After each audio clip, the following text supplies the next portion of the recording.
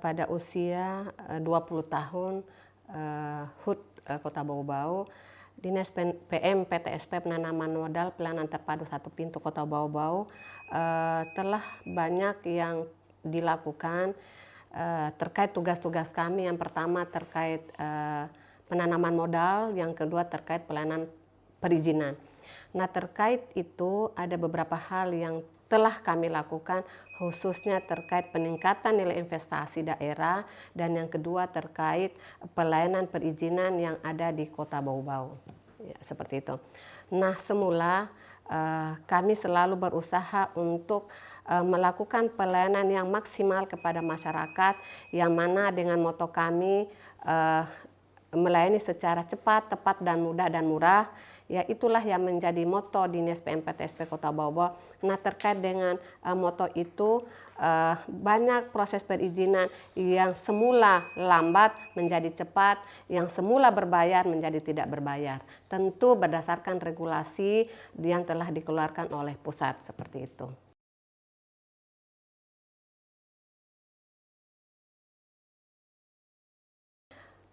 Pengaruh nilai investasi tentu ada sedikit kemajuan dibandingkan tahun sebelumnya. Nah, ini juga sesuai dengan target kami tidak sepenuhnya tercapai karena adanya pandemi COVID-19 ini, seperti itu.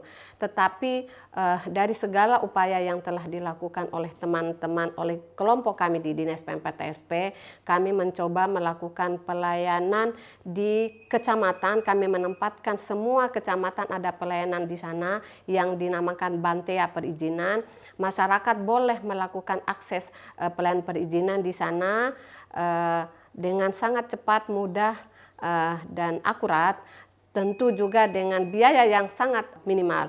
Dengan adanya pelayanan itu tentu berdampak bahwa pertama tingkat PAD kita untuk kami di tahun 2020 itu melebihi target daripada yang telah kami diberikan target oleh BPKAD. Kemudian yang kedua terkait nilai investasi, di tahun 2020 itu kami diberikan target dari pusat sebesar 1 triliun. Dengan segala inovasi yang kami lakukan melebihi dari target yang telah diberikan oleh pusat. Nah, untuk tahun 2021 ini posisi nilai investasi itu masih kami terus genjot. Mudah-mudahan di akhir nanti target kami di 1,6 triliun itu dapat terrealisasi.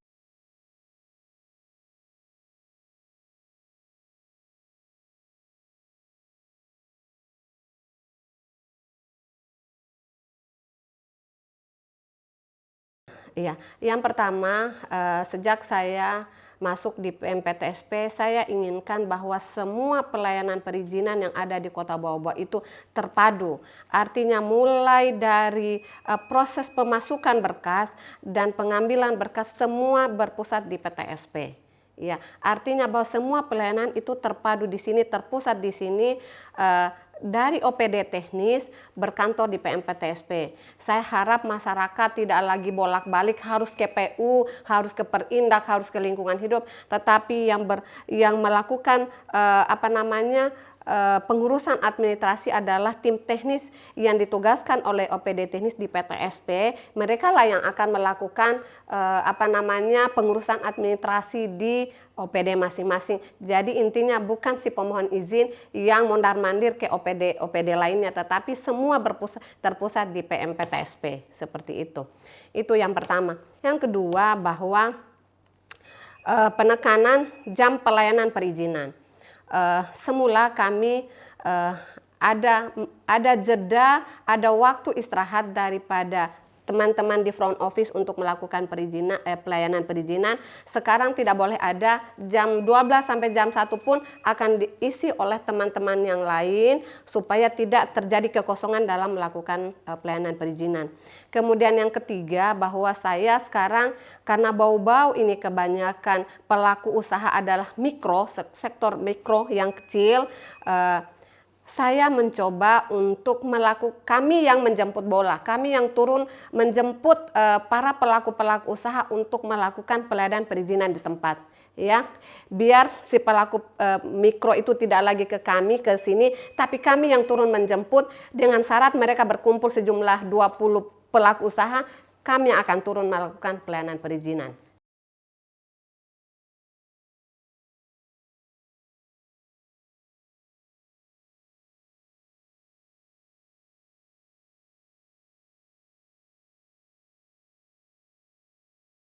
Terkait dengan misi tampil manis, yaitu mewujudkan Kota Bau-Bau yang maju, yang sebagai kota tertib, aman, maju, indah, populer, dan lancar. Di kami dari 6 misi itu, kita background di PTSP ada di misi lancar, artinya bahwa lancar dalam segi perizinan, lancar dalam segi berinvestasi. Kami mencoba menggarisbawahi dari misi itu di misi lancar, kami menjawab itu dari beberapa program, dari beberapa inovasi yang telah saya sebutkan di depan tadi, seperti itu.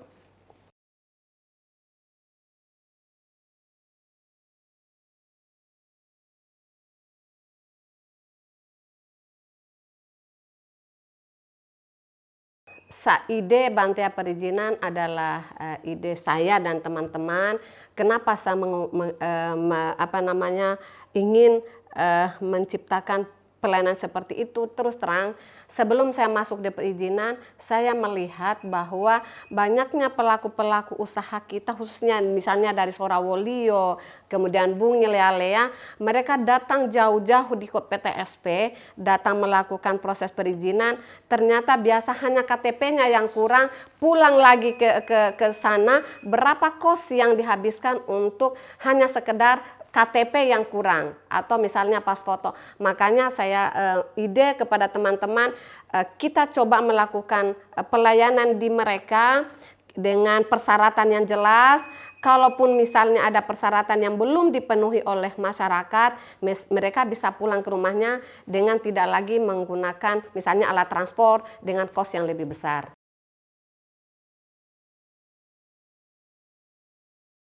Iya, seperti kami ini di sini terus terang di PMPTSP ini, di front office saja yang melakukan proses pelayanan itu hanya sekitar 6 orang, tetapi dengan pembagian kami dengan tenaga yang cukup sedikit, saya mencoba membagi mereka supaya semua kebutuhan di perizinan ini dapat terpenuhi. Walaupun dengan tenaga yang cukup kecil, karena kita mengingat keterbatasan SDM yang masih kurang, kemudian mungkin juga terkait pembiayaan yang masih sangat minimal. Tetapi itu bukan merupakan kendala kami dalam melakukan pelayanan yang maksimal kepada masyarakat. Di sini kami ada namanya shift pelayanan, bahwa ada pengaturan yang mana yang harus bertugas pada jam 8 sampai jam 12, kemudian pada shift kosong jam 12 sampai jam 1 ada yang khusus kita tempatkan, kemudian jam 1 sampai jam 4 ada juga. Kemudian yang melakukan pelayanan perizinan di lokasi ataupun di kecamatan itu ada juga yang kami tempatkan dengan mengatur 8 personil yang ada di front office tadi, seperti itu. SOP kami bekerja berdasarkan SOP, segala sesuatu yang menjadi patron kami adalah SOP, kemudian yang kami lempar ke masyarakat ada namanya standar pelayanan terkait dengan berapa jumlah, berapa hari yang dibutuhkan untuk satu izin yang dikeluarkan, ada namanya SP.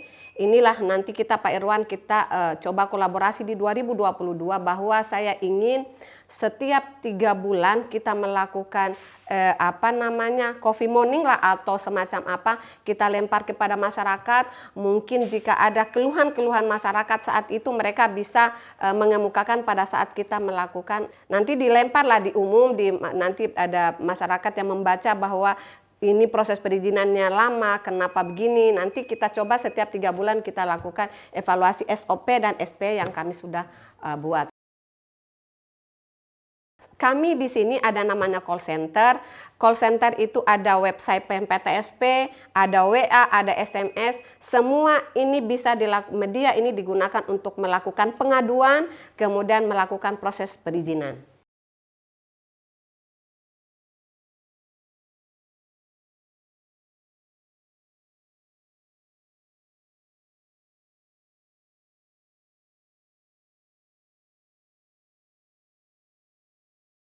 Oke, kami telah melakukan kajian yang namanya Rencana Umum Penanaman Modal.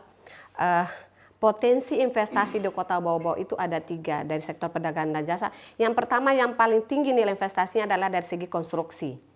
Ya, konstruksi, kemudian yang kedua pariwisata, kemudian yang ketiga perdagangan dan jasa. Walaupun dikatakan bahwa perdagangan dan jasa adalah Bau-Bau sebagai daerah perdagangan dan jasa, tetapi dari segi nilai investasi yang paling tinggi nilainya adalah dari segi konstruksi.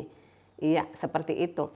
Karena kita adalah daerah perdagangan dan jasa yang mana dalam melakukan aktivitas perdagangan dan jasa ini tentu membutuhkan SIM yang namanya perizinan. Ya, mereka tidak bisa melakukan perdagangan, tidak bisa melakukan kegiatan usaha tanpa adanya perizinan. Nah, kami yang membidangi sektor perizinan ini mencoba meramu supaya pergerakan ekonomi dari segi perdagangan dan jasa itu terus meningkat secara simultan, bergerak cepat, dengan catatan kami melakukan proses perizinan dengan maksimal, dengan cepat, dengan tepat dan akurat serta mudah tadi, seperti itu.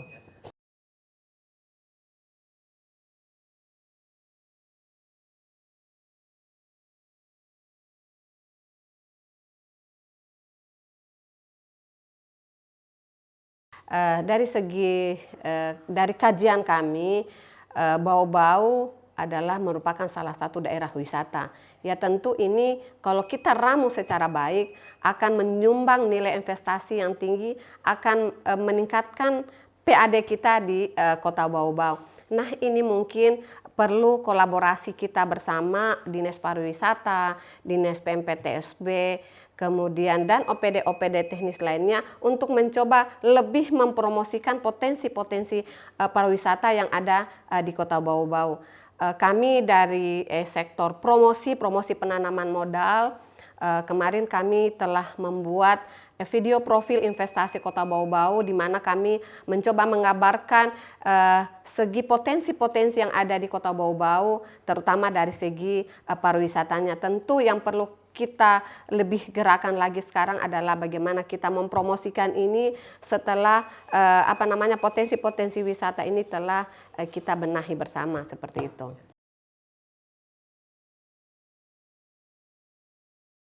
Sebenarnya kalau dari segi pariwisatanya sendiri, mungkin dari nilai PAD-nya masih sedikit, tetapi impact dari adanya pariwisata yang ada di Kota Bau-Bau ini sangat berpengaruh signifikan terhadap pertumbuhan ekonomi, seperti itu. Ya, kalau menurut kajian saya bahwa pariwisata ini bukan hanya dari segi wisata alam, tetapi namanya wisata budaya, kemudian wisata kuliner itu sangat menyumbang potensi investasi di Kota Bau-Bau.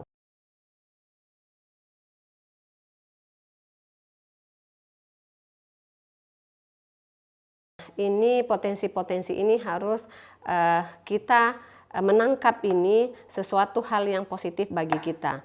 Ya, contoh misalnya Kabupaten Buton akan melakukan kegiatan-kegiatan terkait promosi mereka, terkait kegiatan kita. Tentu dalam melakukan kegiatan di daerah sekitar kita, pasti si pelaku usaha atau si investor itu pasti masuk dulu di Kota Bau-Bau. Bau-Bau dengan potensi memiliki bandara, kemudian memiliki kapal laut. Ya, tentu ini adalah merupakan salah satu keuntungan besar yang dimiliki Kota Bau-Bau, seperti itu. Artinya bahwa setiap yang mau datang berinvestasi ke tempat lain, misalnya ke Busel, ke Buteng, tentu yang pertama menangkap hal ini adalah Kota Bau-Bau.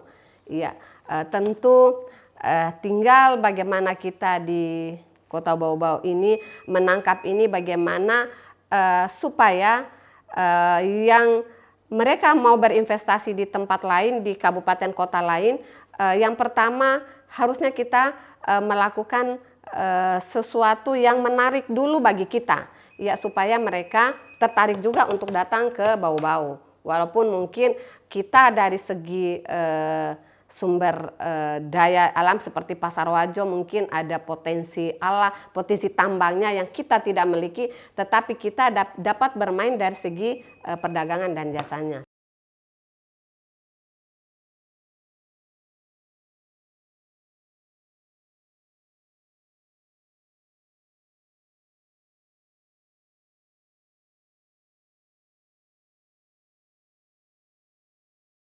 Iya, seperti kami di PMPTSP, makanya saya sampaikan dari awal tadi bahwa kami itu sudah memiliki semacam master plan dalam melakukan pergerakan pertumbuhan investasi di Kota Bau-Bau. Tadi yang saya sebutkan, kami telah memiliki rencana umum penanaman modal.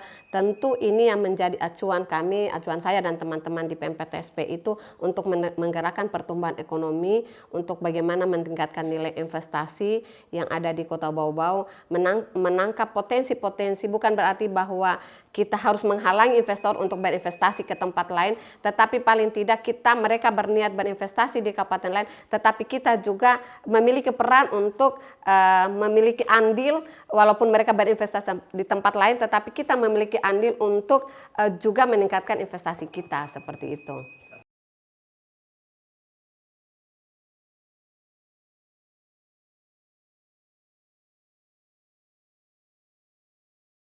Oke, saya berbicara dulu dari segi misalnya sebagai daerah transit ya, antara kota lain dengan kota lain. Bau-Bau adalah daerah transit, contoh misalnya pelabuhan, yang mana kita dalam setiap bulan itu, kalau saya nggak salah, sekitar 24 kapal yang bersandar di Kota Bau-Bau. Nah, ini kita berupaya bahwa yang melakukan transit di Kota Bau-Bau itu dapat turun ke pelabuhan untuk membeli jajanan atau membeli kuliner ataupun kerajinan-kerajinan yang ada di Kota Bau-Bau. Nah, ini yang mungkin harus kita kemas supaya ini kuliner-kuliner kita, kemudian kerajinan-kerajinan kita itu dikemas bagus supaya menarik untuk dibeli oleh para pelaku-pelaku atau penumpang yang misalnya transit di Kota Bau-Bau.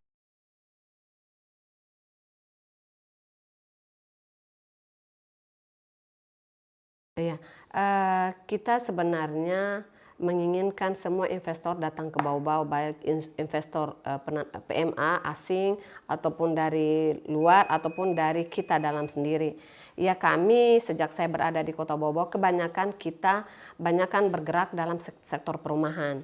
Ya kan, sektor perumahan yang tentu para developer ini kurang beli berapa developer ini sekitar 12 itu sudah tidak kalah bersaing lah daripada investor yang berada dari luar. Ya, sekarang insya Allah Salim Group sudah mulai melirik Kota Bau-Bau untuk masuk melakukan investasi di Kota Bau-Bau, mungkin dari perhotelan. Salim Group sudah mulai tertarik. Ini kami lagi melakukan pendekatan-pendekatan supaya mereka datang ke Bau-Bau lagi, supaya tidak hanya Hotel Zenith yang kita miliki, tetapi ada kelompok Salim Group yang datang ke Kota Bau-Bau untuk berinvestasi. Kemarin kalau saya nggak salah Vape Hotel akan masuk ke Bau-Bau dari kelompok Salim Group.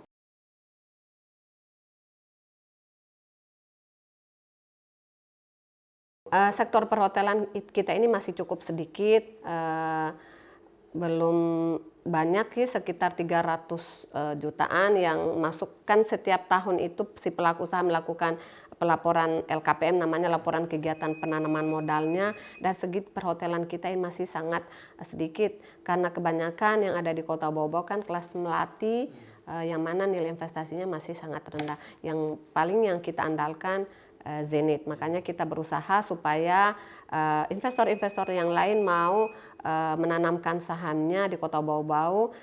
Masih ada daerah-daerah yang pantas untuk membangun hotel seperti itu.